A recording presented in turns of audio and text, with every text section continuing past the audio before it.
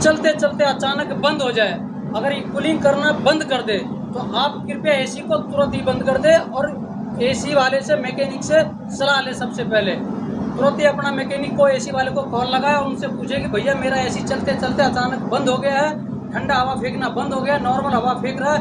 आप बार बार चलाने का कोशिश ना करें। ऐसे सूरत में क्या होता है, या तो आपका एसी की कंडेंसर खराब हो जाती है, या तो कंप्रेसर में दिक्कत आ जाती है, या तो सर्विसिंग की प्रॉब्लम होती है। इस कंडीशन में आपका एसी बंद हो जाता है, गर्म हवा फेंकना शुरू कर देता है। या तो उस डिग्री पे टेम्परेचर पे, जैसे 45 डिग्री टेम्परेचर है, 50 डिग्री टेम्परेचर, उस डिग्री टेम्परेचर पे आपका एसी काम नहीं कर रहा है। तो आपको समझ जाना चाहिए कि अगर हमारा एसी चलते चलते अचानक गर्म हवा फेंकने लग गया तो उस एसी को जबरदस्ती ना चलाएं। अगर बार बार आप जबरदस्ती चलाएंगे तो आपका एसी ऐसी सूरत में फट सकता है।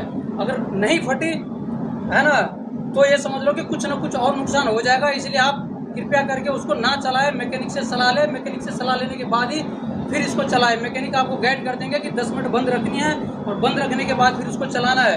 अगर 10 मिनट बंद रखने के बाद चलाना है, फिर वो ठंडा हवा आता है, तो आपको समझना है कि हमारे एसी में सर्विसिंग की दिक्कत है और कोई दिक्कत नहीं है। और तब भी ये गर्म हवा आ रहा है, नॉर्मल हवा आ रहा है, ठंडा नहीं कर रहा है, तो मैकेनिक अपने आप आकर के देख के आपको चेक करके आपको बताएंगे, फिर आपको चलाना है। नहीं तो आप जबरदस्ती ना चलाएं एसी को। जबरदस्ती बार बार ऑन करेंगे, जबरदस्ती चलाएंगे, ठंडा हवा नहीं फेंकेगा, नॉर्मल हवा फेंकेगा और चलाते रहेंगे तो अचानक ही कंप्रेसर हीट होगा और हीट होने के बाद कंप्रेसर ब्लास्ट करेगा। जब कंप्रेसर ब्लास्ट करेगा तो आप समझते हैं कि इसके बाद क्या होना है। आप घर में रहेंगे, ऑफिस में रहेंगे, दफ्तर में रहेंगे, क्या होगा कोई भरोसा नहीं है। बिल्डिंग में आग लगेंगे, क्या होगा, बहुत बड़ा हादसा हो जाएगा।